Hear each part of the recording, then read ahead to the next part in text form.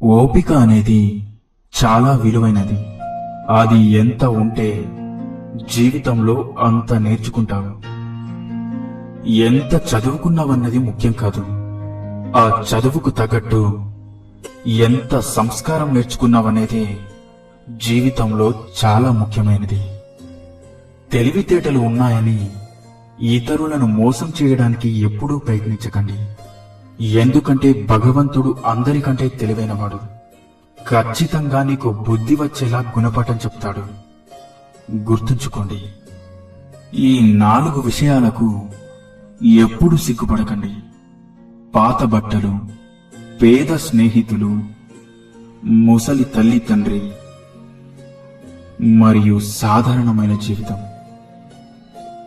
మనం ఎంత తెల్లగా ఉన్నా మన నీడ మాత్రం నల్లగానే ఉంటుంది. రంగులతో కాదు, జీవితాన్ని మంచి మనసుతో చూడాలి. మన శరీరంలో ఎక్కువ భాగం నీరే ఉంటుంది, కానీ ఏదైనా గాయమైతే మాత్రం రక్తం బయటకు వస్తూ ఉంటుంది. గుండె నిండా రక్తం ఉంటుంది, కానీ మనసు గాయపడితే మాత్రం కన్నీళ్లు బయటకు వస్తాయి. విచిత్రం కదా? కోట్లు కూడా పెట్టి కడుపు నిండా తినలేని వారికంటే కష్టాన్ని నమ్ముకొని కడుపు నిండా తినేవారే ఎంతో అదృష్టవంతులు కాదంటారా? పుస్తకాన్ని చదివి జ్ఞానం సంపాదించుకో, కానీ మనుషులను చదవడం మాత్రం ఎప్పటికీ మర్చిపోకు. ఇప్పటికీ ఎప్పటికీ లోకంలో జ్ఞానం కంటే కూడా లోక జ్ఞానం అనేది చాలా ముఖ్యం. ఎవరి గురించి ఎక్కువగా ఆలోచించకు, అది మనశ్శాంతిని దూరం చేస్తుంది.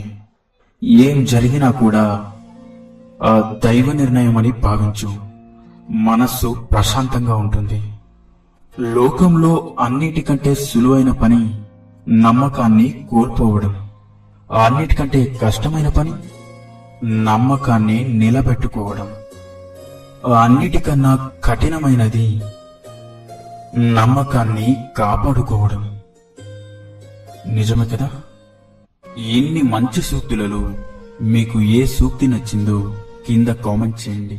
అలాగే ఈ వీడియో మీకు నచ్చినట్లయితే వీడియోని లైక్ చేసి ఇలాంటి మరిన్ని వీడియోస్ కోసం మన ఛానల్ని సబ్స్క్రైబ్ చేసుకోండి. ధన్యవాదాలు.